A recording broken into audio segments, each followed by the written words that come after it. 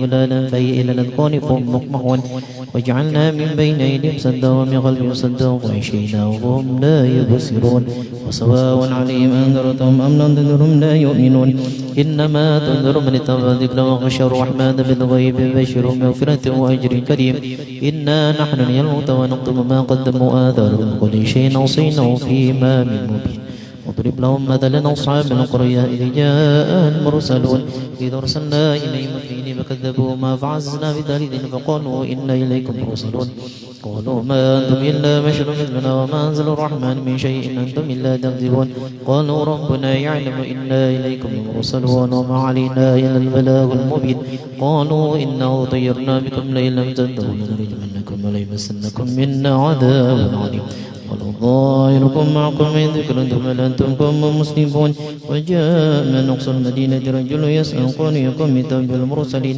اتبعوا من لا يسألكم أجرا وهم مهتدون وما أنا إلا عبد الذي فطرني وإليه ترجعون أتخذ من دونه آلهة يريد الرحمن بدو لا تغني عني شفاعة شيئا ولا ينقذون إني إذا لفي ضلال مبين إني آمنت بربكم فاسمعون قيل ادخلوا الجنة قال يا ليت قومي يعلمون بما غفر لي ربي وجعلني من المكرمين وما أنزلنا على قومه من بعده من جند من السماء وما كنا منزلين إن كانت إلا صيحة واحدة فإذا هم خامدون يا حسرة على العباد ما يأتيهم من رسول إلا كانوا به يستهزئون لم يروا كما أهلكنا قبلهم من القرون أنهم إليهم لا يرجعون فإن كل لما جميع لدينا محضرون وآية لهم الأرض الميتة وأحييناها وأخرجنا منها ماء منه يأكلون وجعلنا فيها جنات من نخيل وعنب وفجرنا فيها من العيون يأكلوا من ثمره وما عملت أيديهم أفلا يشكرون سبحان الذي خلق الأزواج كلها مما تنبت الأرض ومن أنفسهم ومما لا يعلمون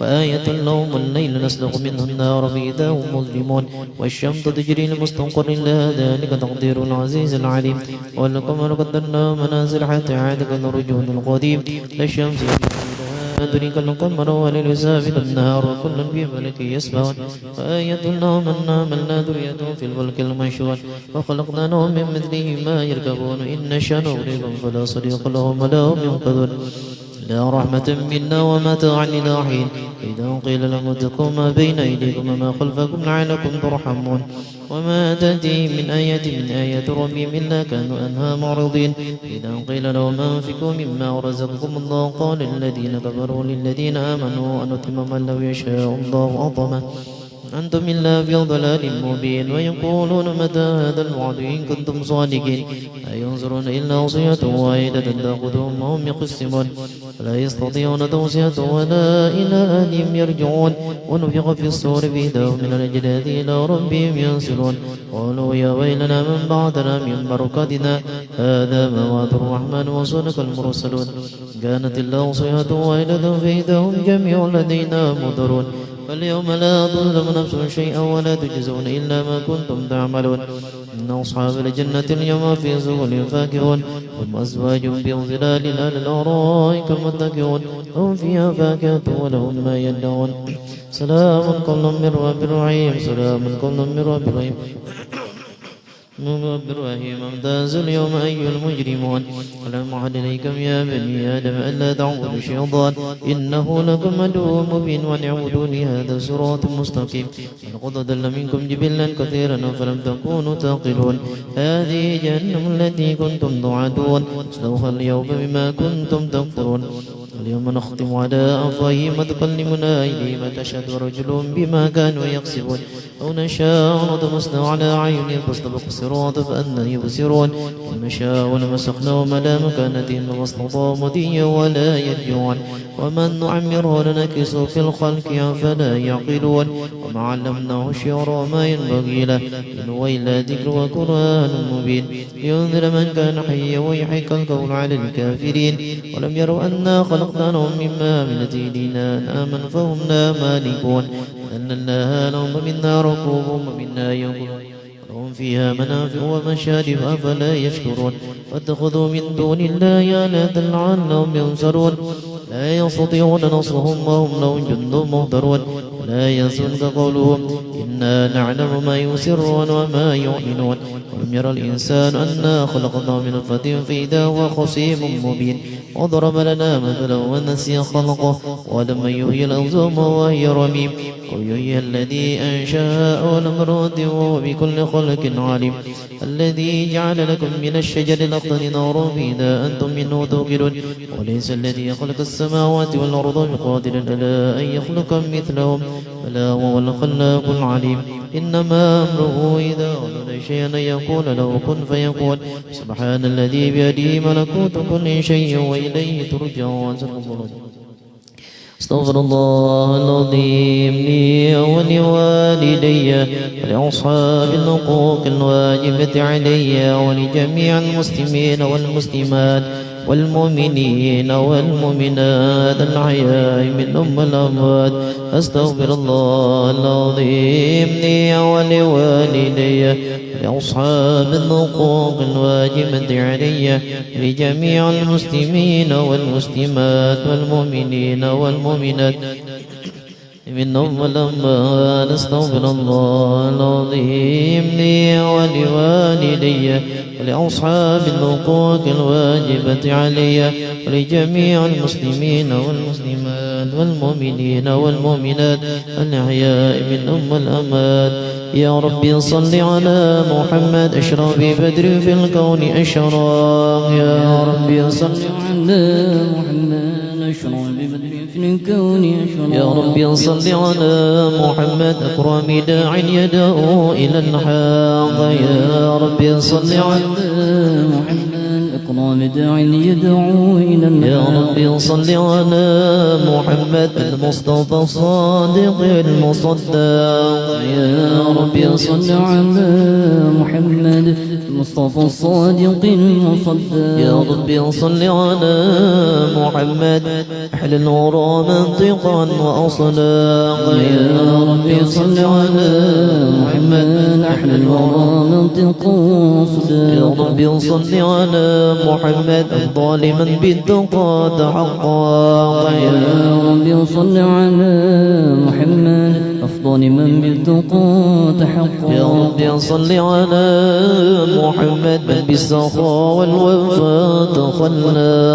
يا ربي صل على محمد من بالسخاء والوفاء تخلق. يا ربي صل على محمد واجمع من الشمل ما تفرق. يا ربي صل على محمد واجمع من الشمل ما تفرق. يا ربي صل على محمد واصلح وسهل ما قد تعوق. يا ربي صل على محمد واصلح وسهل ما قد تعوق. يا ربي صل على محمد وافتح من الخير كل مغلاق. يا ربي صل على محمد وافتح من الخير كل مغلاق. يا ربي صل على محمد وآله ومن بالنبي تعلق. يا ربي صل على محمد وآله ومن بالنبي تعلق. يا صل على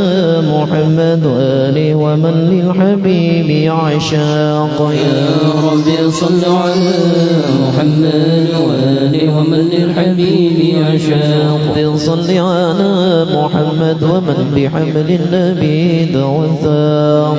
يا ربي صل على محمد ومن بحمل النبي توثاق. صل على محمد يا ربي صل عليه وسلم. يا ربي صل على محمد يا ربي صل عليه وسلم. اللهم صل وسلم وبارك عليه وعلى آله.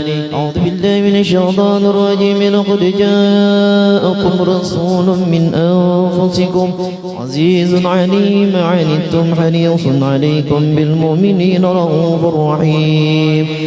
إن تولوا فقل حسبي الله لا إله إلا هو عليه توكلت هو رب العرش العظيم.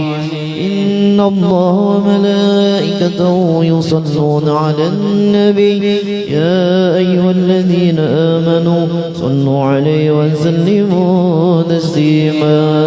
اللهم صل وصل وسلم وبارك عليه وعلى بسم الله الرحمن الرحيم الحمد لله الذي قد أوجد من نوره نورا به عم الهدى سبق العوان وفي الوجود بأسياف الكل منه في الحقيقة مبتدى عادي بذلك النور من ساد الورى وزقت على سر الشريفة مهتدا المصطفى خير الخلائق من سما وعلى أنا بلك سيادة صودنا صلى عليه مسلما مولاه مع آل وصحب ما نجم مدى هو رحمة للعالمين ونعمة فاضت على كل البنية بالندى هذا ورج الله من يفضل يونا على نظم لمولد أحمد حيث أشك الأرواح عند السماع وتقلد الأسماء ضرا ابتداء يا رب اضرب بالصلاة ذرها ودم عليه السلام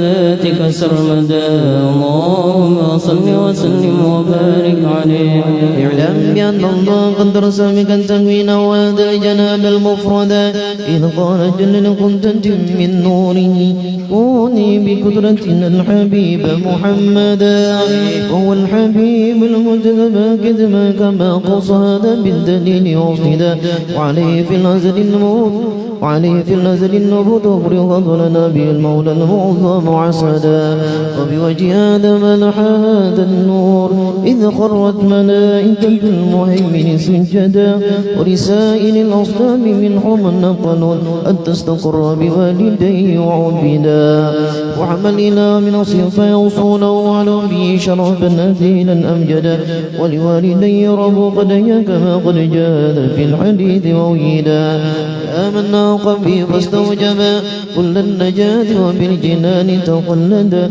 فهما يكين الناجيان ومن يقول بخلاف ضل السبيل وعبدا فقد جميع أصوله ما هو دار النعيم كما رواه من اهتدى يا رب اغفر بالصلاة عليه السلام ذلك سرمدا اللهم صل وسلم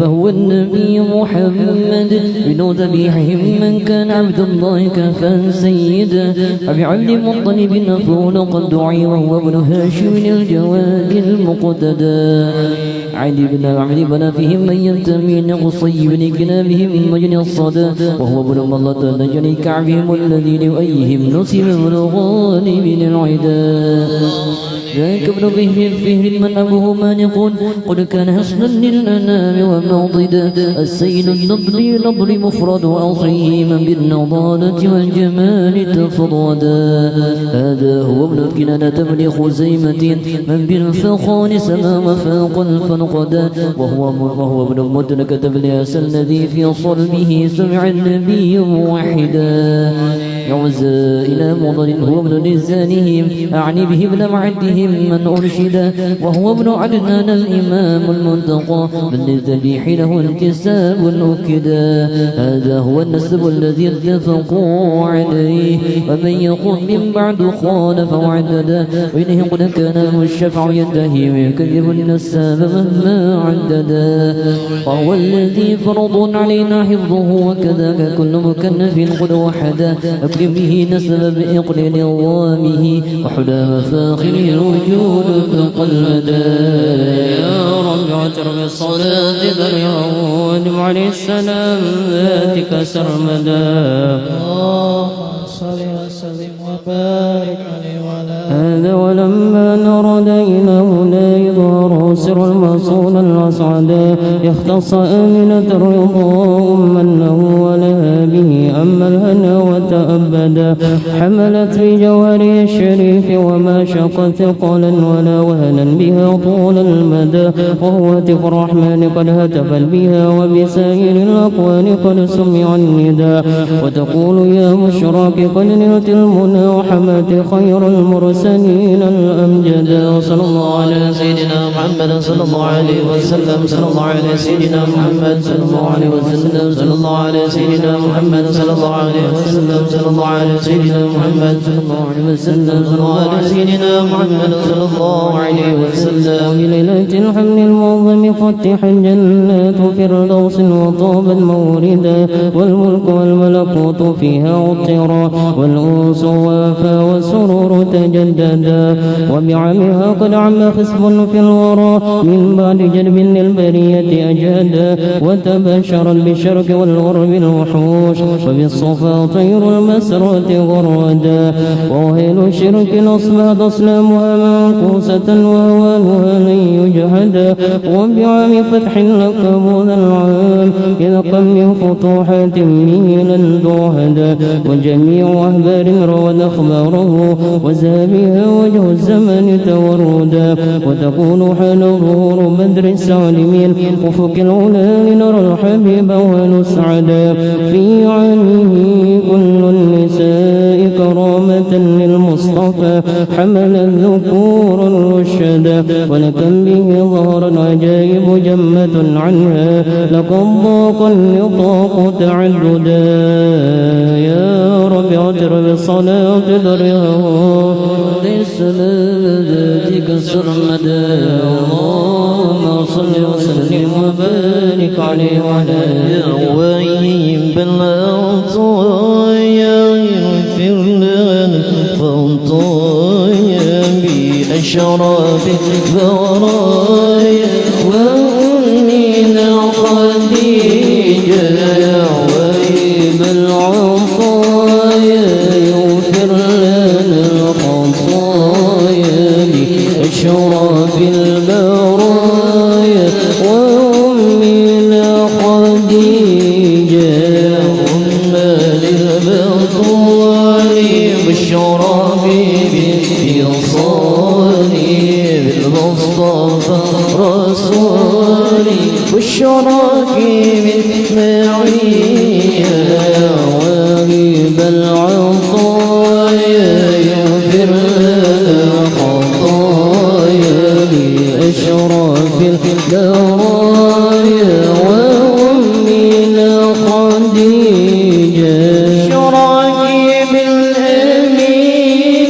فأنت بالأمان تطالك الأمان دنيا وأخرى يا واهب العطايا يغفر لنا الخطايا بأشراف البرايا وأمنا خديجة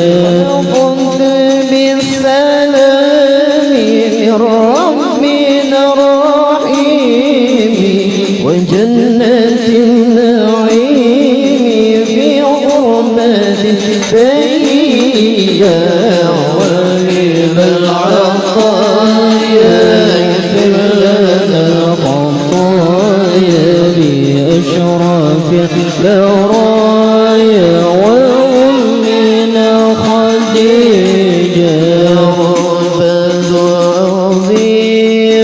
من قصب كريمة لربيع غرامة والشراك بالحقية وهب العطايا يغفر لنا الخطايا بأشراف البرايا وأمنا خديجة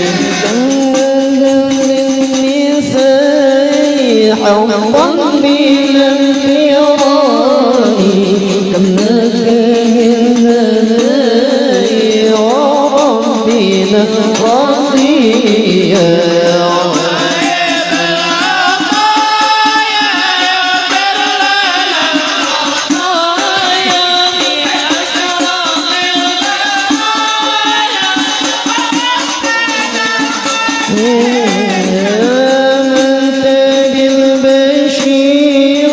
والناس في القبور يرددني بالدراني بعظمهم سنيا يا غايب الأبطايا اغفر لنا الخطايا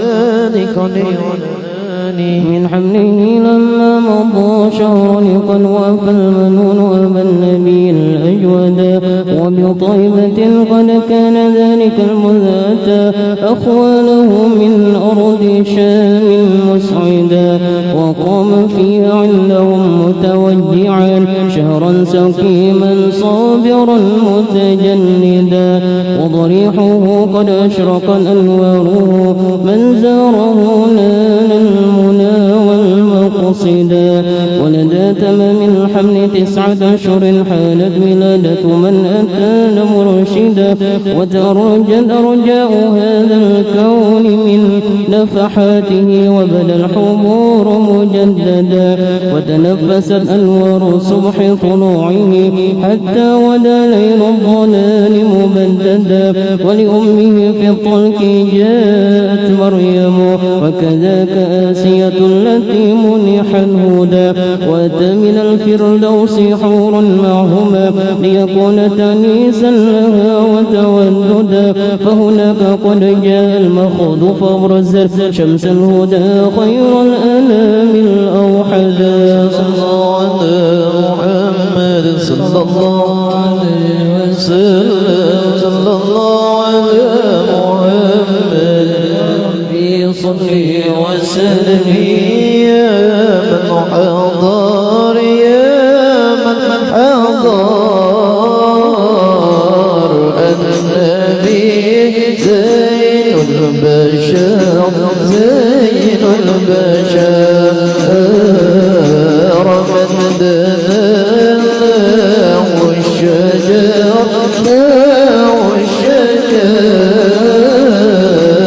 والغزال سلم عليه صلى الله عليه مرحبا يا نور العين مرحبا مرحبا يا مرحبا يا مرحبا يا مرحبا جد الحسين مرحبا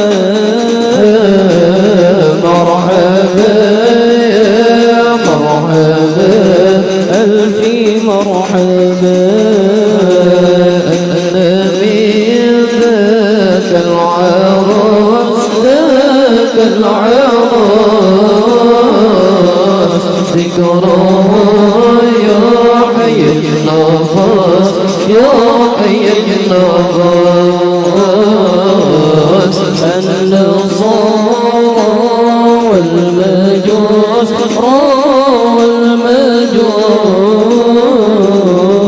أسلموا بين يديه صلى الله عليه مضعما كنار العين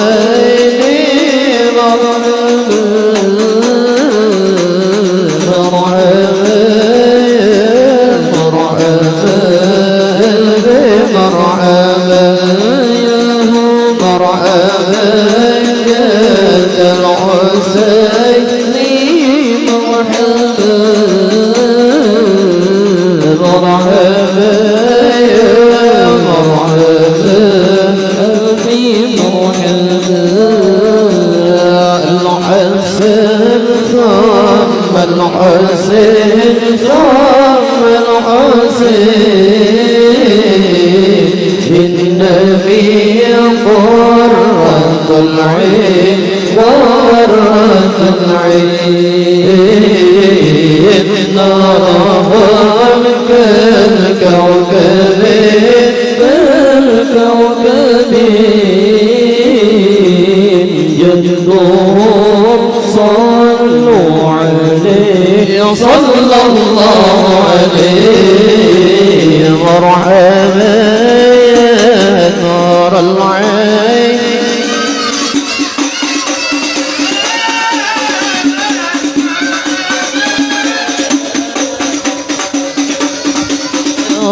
مرحبا يا مرحبا جد الحسين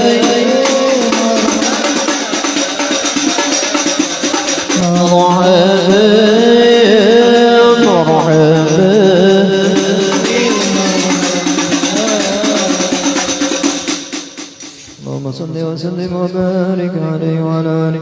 قد كان طه المصطفى خير الورى خلقا وخلقا مثله لن يوجدا مبيض لون قد شرب حمرة ذا قامة مربوعة سكيت ندى سهلا لقدر كفريته التي قد شرفت وعظيم رأس مجدا أقنى ليمين أو واسعا فمه حوى درا وحسنا أوحدا وكحيل طرفه كان سيدنا كذا ذا جبهته فوق تلالا أرشدا وحوى حواجب زججا وتخلجت أسنانه محمر خد أوردا وإذا مشى متكافئا فكأنما ينحط من صلب على مسترشدا من حسن طلعة وجه الشمس اكتسد بنور ضوء جبينه البدر ارتدى ويفوح منه شهدا يفوق بطيبه مسكا ذكيا مستطابا أجودا ويعظم الشرفاء والفضلاء ولم يكن فكيرا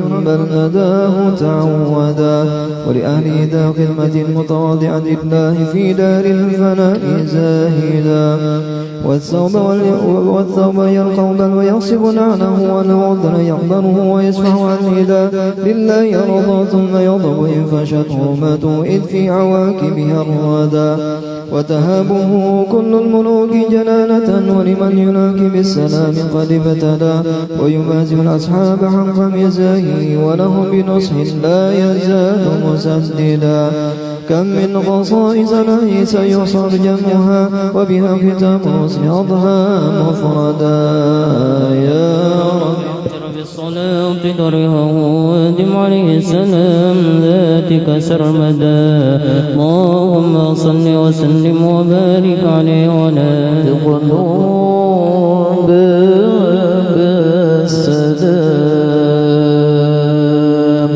مسلمين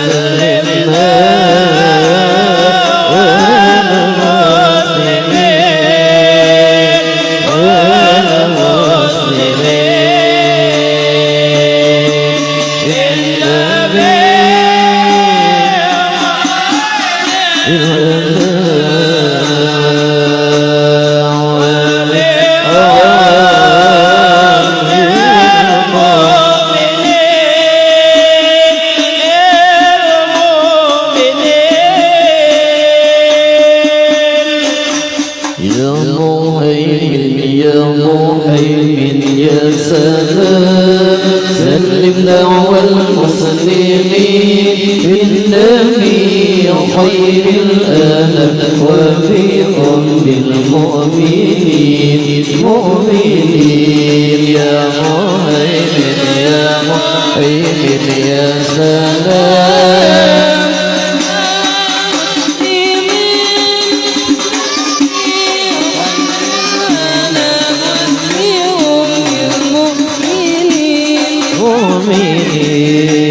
أين سلطان الأنام وله القدر المكين كيف يغشى الضرام لم يكونوا معجزين يا مهيمن يا مهيمن يا سلام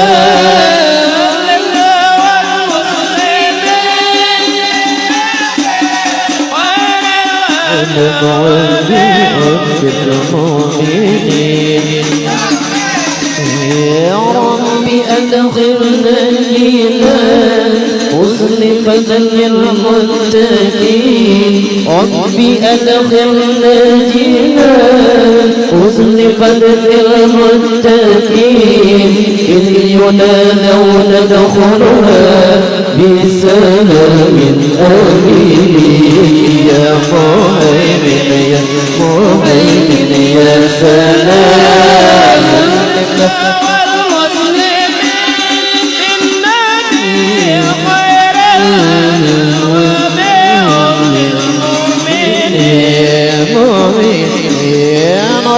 صلاة الله دوام تبلغ الأهل الآمين والصلاة الله دوام تبلغ الأهل الآمين وعلى آل الكرام والصحبه والتابعين يا مهيمن يا مهيمن يا سلام على المسلمين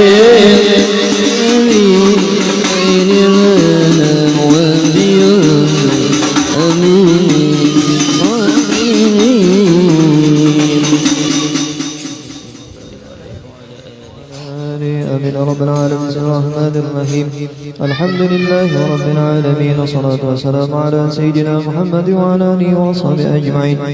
وإلهنا قد تم ما ربنا بالنقد بمولده زها متفردا فلنسل مولى المقدس ونقل يا من إليه المنتهى والمنتدى ندعوك يا غوث لباب جيكم في الخطوب لنا معينا منجدا وعلى ولك لسان فجرنا فاذكر أعضاء بالجميل معودا وبمن أهل يا كريم وجلنا فضلناكم بالجود منك مزودا وامن بصرف النفس عن شهواته وقوف آدم في هواه تقيدا ومن الجرائم تب علينا واهدنا واغفر لكل ما جنى وتعمدا وامن بعافية لمن رضانا وجد باللطف يا من بالمكارم عودا وبحلية الإيمان حل قلوبنا ولا بأنوار المعارف أسعدا وإلى سواك فلا تقلنا واسقنا وإثا مغيثا للبرية جيدا واحرص من طه وجزل خيره واخذ لمن قد رام سوءا أو ردا وكذا بلاد المسلمين احفظها جمعا بالفرج القريب تعهدا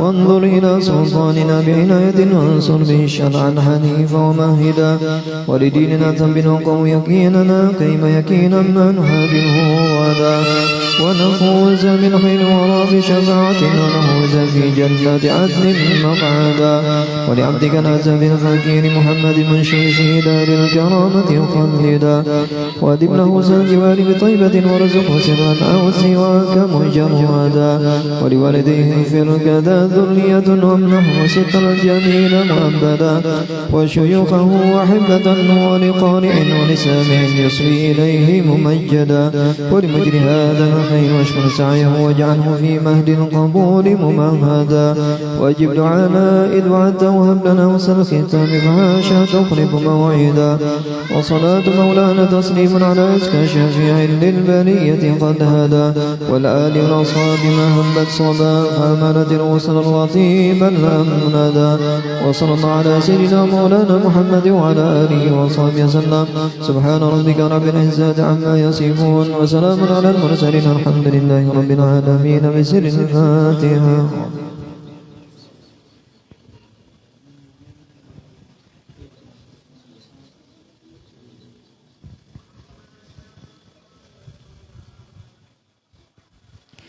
السلام عليكم ورحمة الله تعالى وبركاته.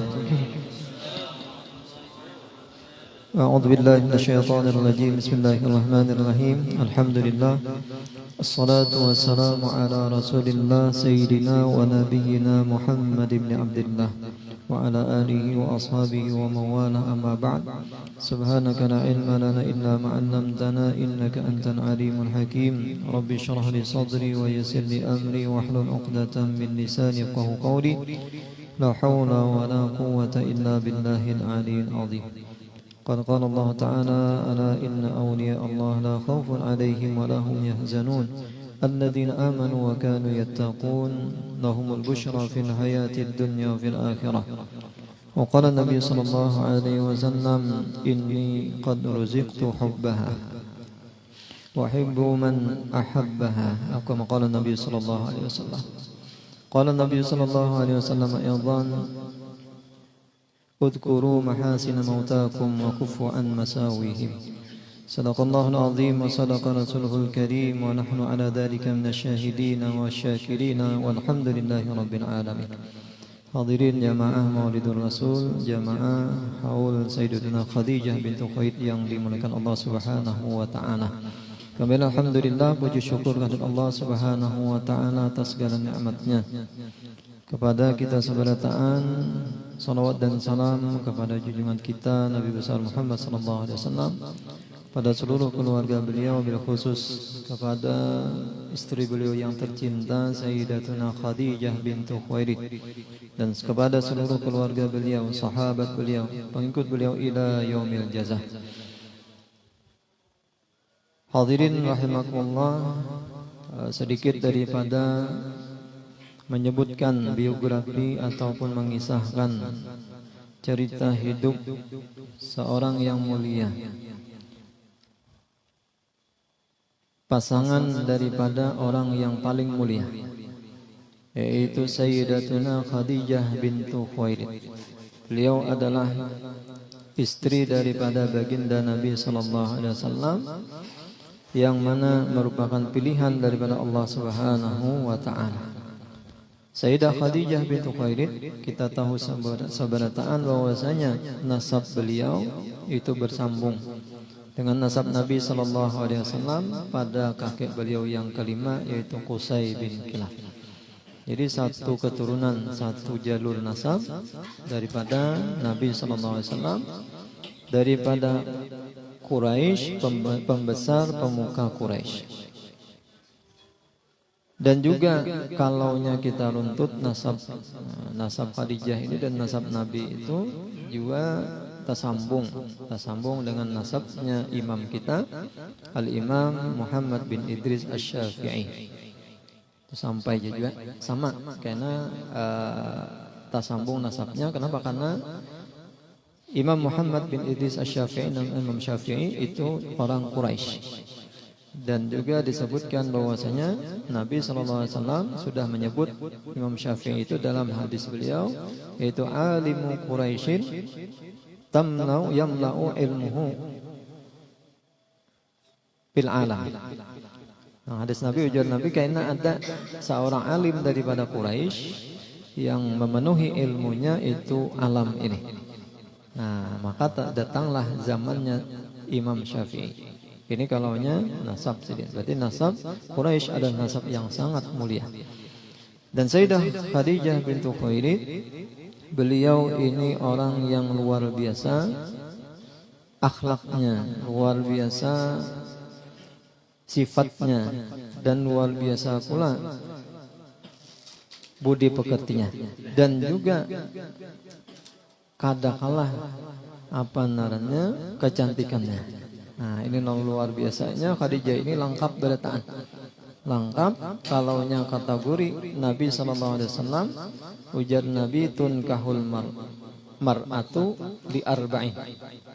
Dinikahi perempuan itu sebabnya karena 4. Kategorinya 4. Kalaunya di luar pada 4 ini jangan. Jangan Nabi kan? Tunkahul mar'atu li arba'in, karena 4 macam. Jadi munnya hendak kawin, ini hendak kawin nih. Ini sabedatan yang belum kawin hendak kawin ya lah. Ada kan yang hendak kawin.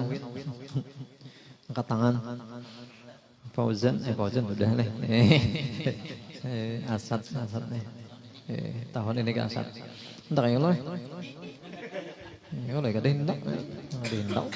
Hendak buat deh. Nah, saya mau hendak kawin tuh 4 kategorinya. Yalah. Nah, tun kaul mar'ah li arba. Pertama li jamaliha. Ini Nabi pertama itu dulu ujian Nabi karena kecantikannya. Nah, karena bungasnya Siti Khadijah bungas orangnya. Bungasnya luar biasa bungasnya. Disebutkan bahwasanya Khadijah ini disebut gelar Sidin Malikatul Arab. Ratunya orang Arab. Ratunya orang Arab ini cantiknya iya, bungasnya iya, dan juga hartanya iya, dua macam. Maka disebutlah ratunya orang Arab. Kategori pertama karena kecantikannya. Jadi cari itu nang bungas. Misalnya calon nama bungas saya oleh. Ada terlihat belum? Oh ya, ada terlihat. Harus ada calonnya lah. Paling kada untingan dulu. Nah ini. Cuman nang bungasnya biasanya den sebenarnya. Den belum tentu dinai. Lah, ini belum tentu. Ya. Maunya kada dicoba dulu, ya kan? Coba dulu. Nah, cuman biasanya nang bungasnya jadi rebutan bang. Lah. Ini siapa dulu? Dia dapat nih kan. Nah, pertama li jamaliha karena kecantikannya. Kemudian 5 liha karena hartanya. Sugih orangnya. Wah gini ya mengalih nih. Ya, mengalih mencari dinai. Bungas, sugih orangnya. Nah ini itu nang bujur gencang nih. Nah, ini nang kedua ini kategori nang kedua ini bisa nang rapai itu. Ini. Kecuali ada simpanan emas. Nah, mau ada simpanan emas nih nyaman aja. Emas nang ada terpakai ya. Ini sedang dikeluarkan nih lah. Ini nang emas larang nih. Bakulat emasnya ya. Ini kalau ada itu. Nah, ini kawan nih nang kedua nih 5 liha karena hartanya. Kemudian lihasabiha nang ketiga lihasabiha karena nasabnya. Nasabnya lihati. Ini keturunannya orang baik kadang. Namun ada keturunan tuh yang bagus nih, atau keturunan tuan guru sekali, atau keturunan wali umpamanya, atau keturunan umpamanya bubuhan apa pelampaian ya, nah namanya tuh, nah ini. Kenapa jadi mounting itu nah? Kenapa? Karena kalaunya ada keturunan daripada pelampaian, insya Allah keturunannya itu bagus-bagus kan? Itu sudah di apa narannya masuk dalam doanya datu pelampaian. Pokoknya keturunanku ujian sidin, aku berdoa menemui Lailatul Qadar berapa kali sidin? Itu doanya sagen keturunan beritaan. Nah makanya terbukti wah ini kan. Namunnya ada, nah itu ada nih. Nah, nang ada ya tersambung nasab lah. Dengan apa namanya datu pelampaian. Nah, ada ya kan? Ada yang ini cariin gitu santai lah takuni lo lah takuni lo buan mana gitu ya lah. Nah ini kalau dapat buan taniran kah pokoknya buan nang anu kah beli mau kah mana lagi kalau wae kan ya buahnya tuh ada juga namun penting nana ya lah. Pokoknya mau orangnya bagus kan. Nah, lihasabiha ini penting ya, lihasabiha keturunannya, nasabnya. Itu kenapa? Karena nasab ini pun ini bisa mempengaruhi karena keturunan nang pacangan nang lahir ini. Nah, jadi lihati nasabnya. Kemudian yang keempat, yang terakhir lidiniha. Nah, lidiniha karena agamanya ini masuk karena akhlaknya. Maka ujar Nabi, fadfar lidzatid din taribat yadak. maka ambillah nang mempunyai agama, niscaya akan beruntung. Nah, nangka umpamanya nang bungas kada tamu nih. Artinya bungas ya kada juga, kada bungas kada juga, sedang. Artinya kau aja di bawah tangan orang nih kan. Nah, ini kadanya nang anu benar nih. Ya kau aja dibawa ke tangan orang, menjadi poles-poles sedikit ya. Dinai, filter sedikit. Banyak. Cuman jangan terlalu nang berubah benar, berubah sekali pas melihat orangnya. Iya kah orang ini? Yalah. Bertamu di Facebook aja. Soalnya pas kena korban filter. Filter. Soalnya pas bertamu, soalnya sama-sama berfilter. Sama-sama berfilter. Bertamuan di Wong Solo. Bertamuan di Wong Solo.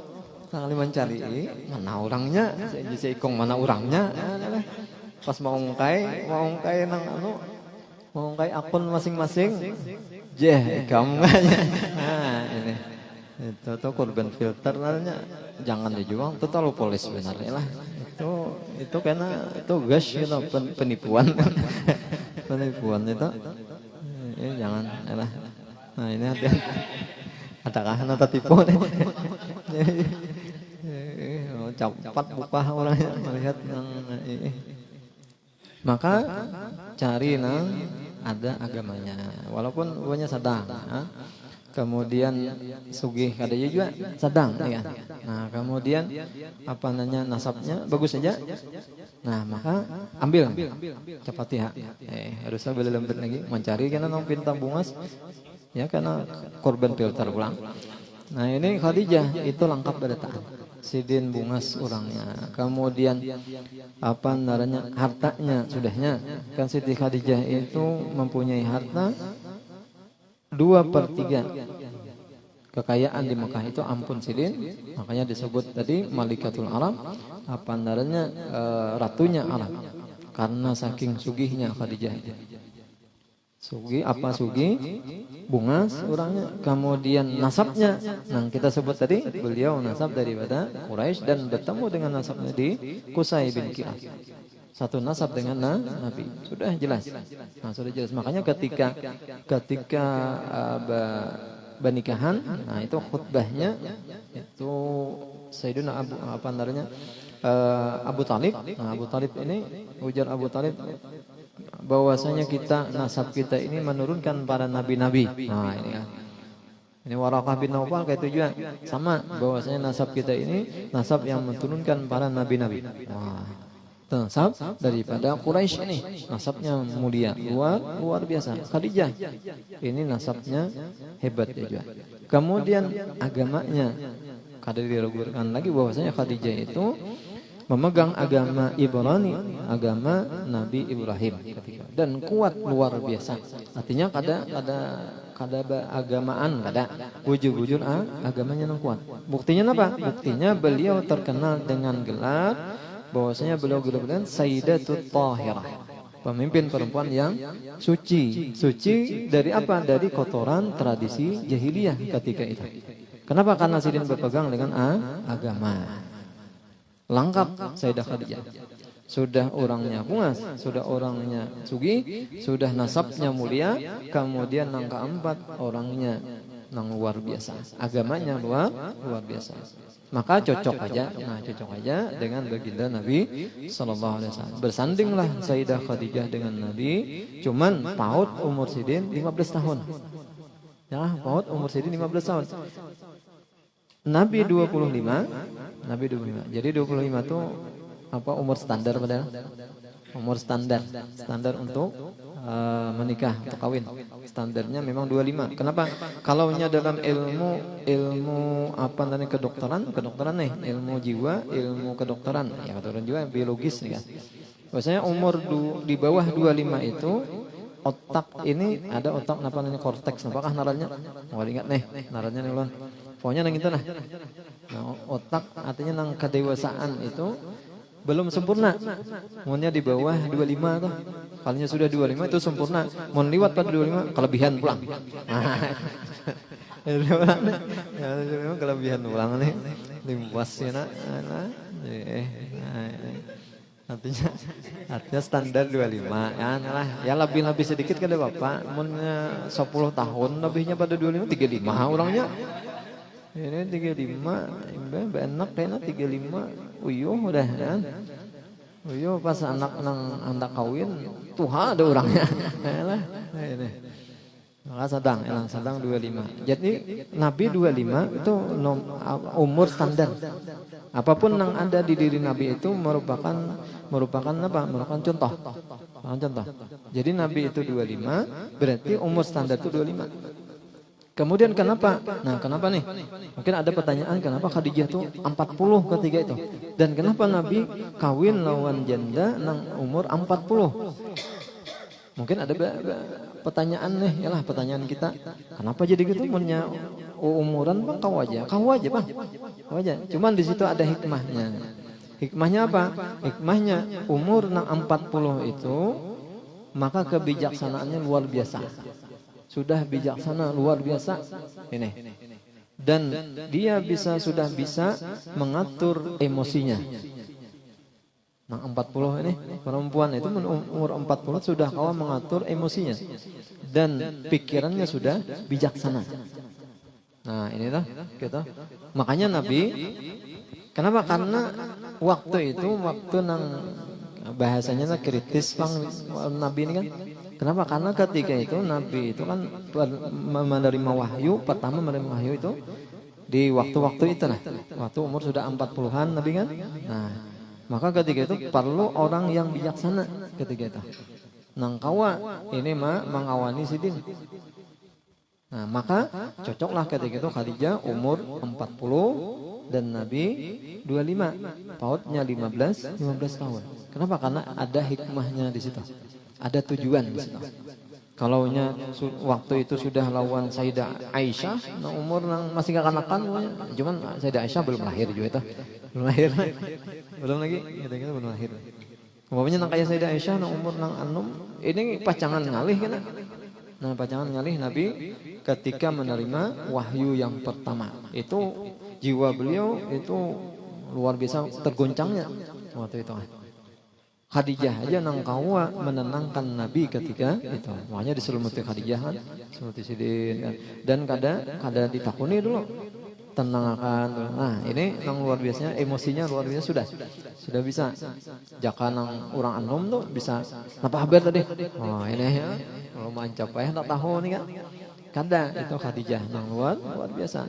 Tetapi apa ketika nah ini pulang di sana ada apa namanya keistimewaan pula ketika Nabi nikah kawin dengan Khadijah itu Nabi 25 tadi Khadijah 40 cuman dalam pandangan pula kadanya tatuha Khadijah bahkan apa Khadijah itu lebih muda pandangannya daripada Nabi.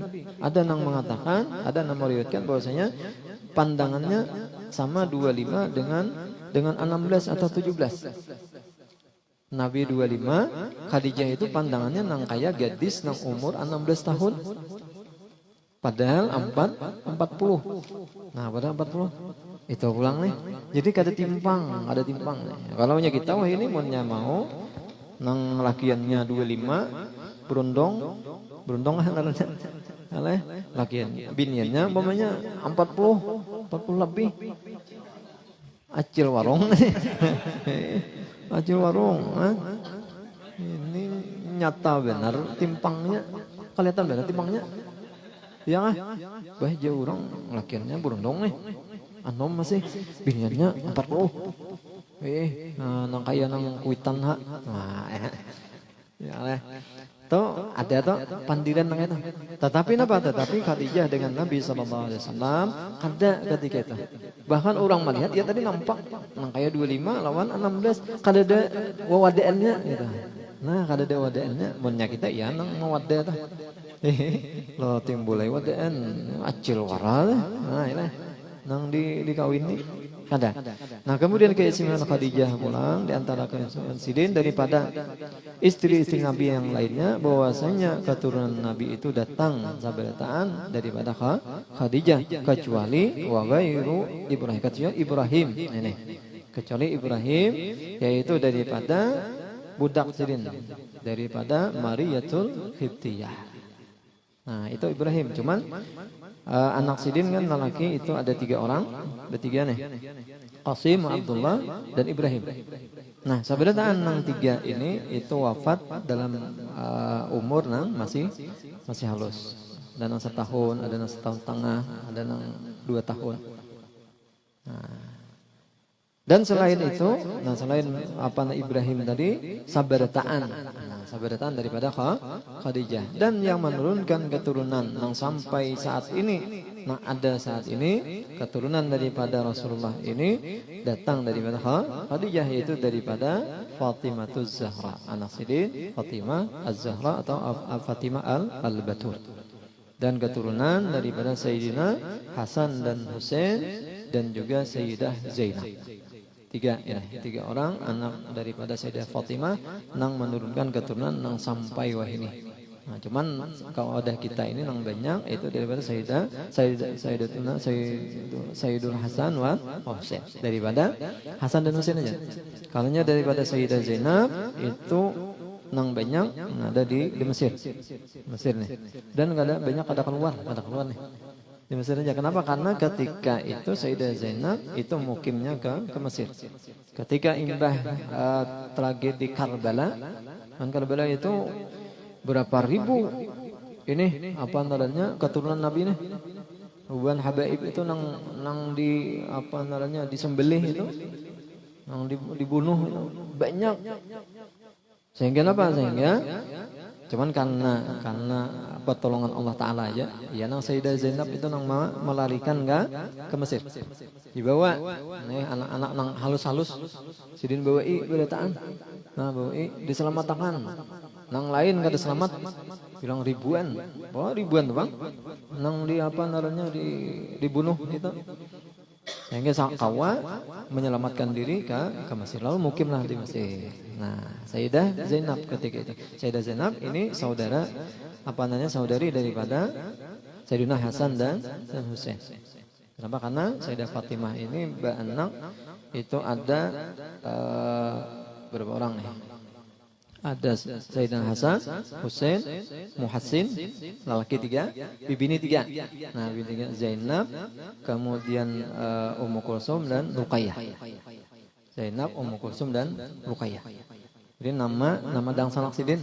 Ini nama dangsanak. Nah, dangsanak apa namanya? Zainab, Ummu Kulsum dan Ruqayyah.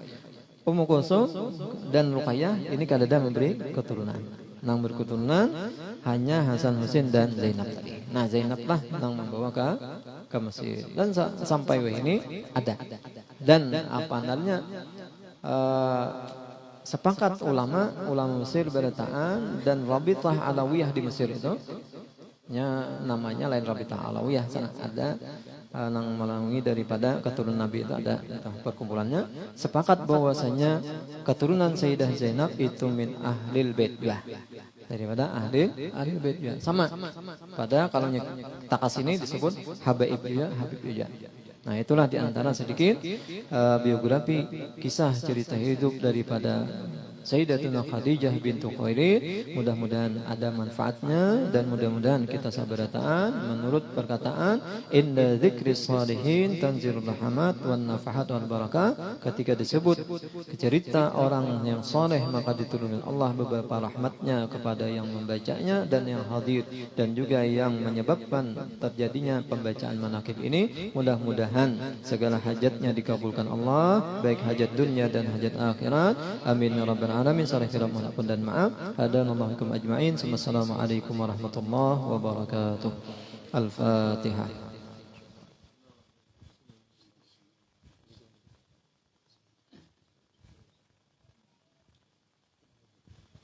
Bismillahirrahmanirrahim. Qul huwallahu ahad, Allahus samad, lam yalid wa lam yulad wa lam yakul lahu kufuwan ahad. Bismillahirrahmanirrahim.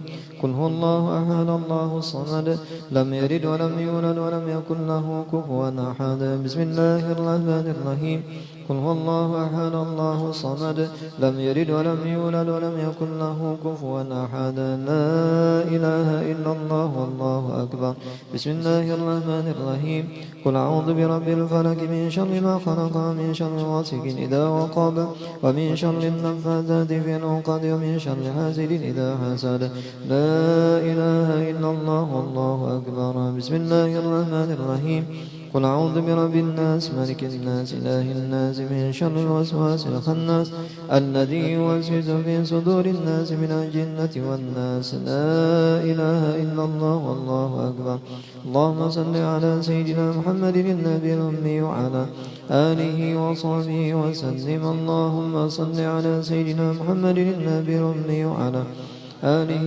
وصحبه وسلم اللهم صل على سيدنا محمد النبي الأمي وعلى وصحبه وسلم اللهم صل على سيدنا محمد النبي الأمي وعلى آله وصحبه وسلم اللهم صل على سيدنا محمد النبي الأمي وعلى آله وصحبه وبارك وسلم أجمعين اللهم صل وسلم على سيدنا محمد في الأولين وصل وسلم على محمد في الآخرين وصل وسلم على سيدنا محمد في كل وقت وحين وصل وسلم على محمد في الملأ الأعلى إلى يوم الدين وصل وسلم على جميع الأنبياء والمرسلين وعلى الملائكة المقربين وعلى عباد الله الصالحين من أهل السماوات والأراضين ورضي الله تبارك وتعالى عن ساداتنا ذوي القدر علي ساداتنا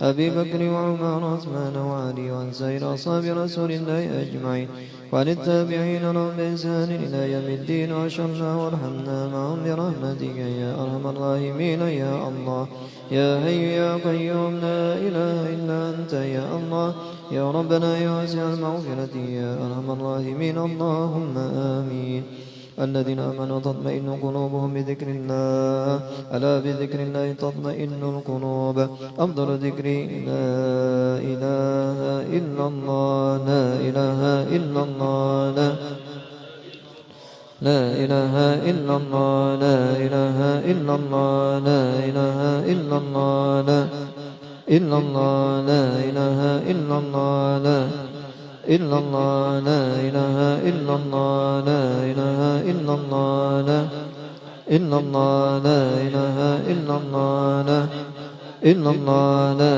إله إلا الله لا إله إلا الله لا إلا الله لا إله إلا الله لا إله إلا الله لا إلا الله لا إله إلا الله لا إله إلا الله لا إلا الله لا إله إلا الله لا إله إلا الله لا إلا الله لا إله إلا الله لا إله إلا الله لا إله إلا الله لا إلا الله لا إله إلا الله لا إله إلا الله لا لا إله إلا الله لا إله إلا الله لا إله إلا الله لا إلا الله لا إله إلا الله لا إلا الله لا إله إلا الله لا إلا الله لا إله إلا الله لا إله إلا الله سيدنا محمد رسول الله صلى الله عليه وسلم لا إله إلا الله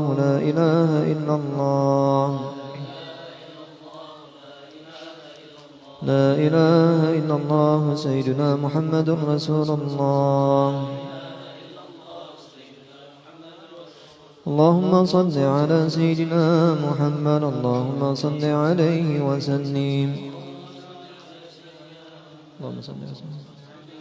اللهم صل على سيدنا محمد اللهم صل عليه وسلم اللهم صل وسلم اللهم صل على سيدنا محمد يا رب صل عليه وسلم سبحان الله بحمده سبحان الله العظيم سبحان الله بحمده سبحان الله العظيم سبحان الله بحمده سبحان الله العظيم سبحان الله بحمده سبحان الله العظيم سبحان الله بحمده سبحان الله العظيم سبحان الله بحمده سبحان الله العظيم سبحان الله بحمده سبحان الله العلي العظيم. الفاتحة.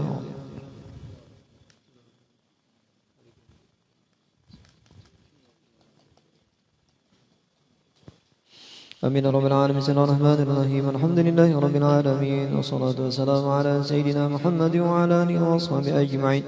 اللهم صل واهد وبلغ وتقبل صواب ما قرأناه وما هللنا ما سبحنا ما فعلنا من جميع الخيرات في هذا المجلس بجودك وكرمك وإحسانك وحولك وقوتك وقدرتك هدية واصلة ورحمة نازلة وبركة شاملة وصدقة متقبلة. نقدم ذلك نولي إلى حضرة سيدنا وحبيبنا وشفيعنا وقرة عيننا محمد صلى الله عليه وسلم ثم إلى روح آبائه وإخوانه من الأنبياء والمرسلين صلوات الله وسلامه عليه وعليهم أجمعين ثم إلى روح جميع العلماء العاملين والفقهاء والمحدثين والقراء والمفسرين وسادة الصوفية المحققين والأولياء الكون أجمعين برحمتك يا أرحم الراحمين. ثم إلى روح آبائنا وأمهاتنا وإخواننا وأخواتنا وجدادنا وجداتنا وأستاذنا المعلمين ومشايخنا ولذوي الحقوق علينا ولجميع المسلمين والمسلمات والمؤمنين والمؤمنات من لهم زائر ولا زائر لهم خصوصا إلى روح سيدتنا خديجة بنت خويلد. اللهم اجعل بداءنا من النار وحجابا لها من النار وفكاكا من النار ونجاة من النار. اللهم اغفر لها وارحمها وعافها واعف عنها. اللهم اجعل قبرها روضة من رياض الجنان ولا تجعل قبره حفرة من حفر النيران. اللهم وانزل على قبرها الضياء والنور والفسحة والسرور حتى تكون في بطون الألحاد مطمئنة وإلى على جنتك سابقا برحمتك يا أرحم الراحمين. ربنا ظلمنا أنفسنا وإن لم تغفر لنا وترحمنا لنكونن من الخاسرين. ربنا تقبل منا إنك أنت السميع العليم تب علينا إنك أنت التواب الرحيم. ربنا آتنا في الدنيا حسنة في الآخرة حسنة وقنا عذاب النار. وصلى الله على سيدنا مولانا محمد وعلى آله وصحبه وسلم. والحمد لله رب العالمين. الفاتحة.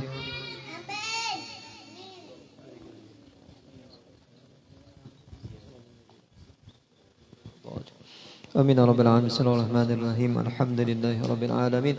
اللهم صل على سيدنا محمد صلاة تنجينا بها من جميع الأهوال والآفات تقضي لنا بها جميع الحاجات وتطهرنا بها من جميع السيئات ترفعنا بها عندك على درجة تبلغنا بها أقصى الغايات من جميع الخيرات في الحياة وبعد الممات. اللهم اكتب السلامة علينا وعلى من حضرنا وعلى من غاب عنا وعلى بلك الهجاد والجزاد والزوال المسافرين في البر والبحر من المسلمين وقنا شر الظالمين فانصرنا على القوم الكافرين يا مجيب السائل واختمنا يا ربنا منك بخير أجمعين.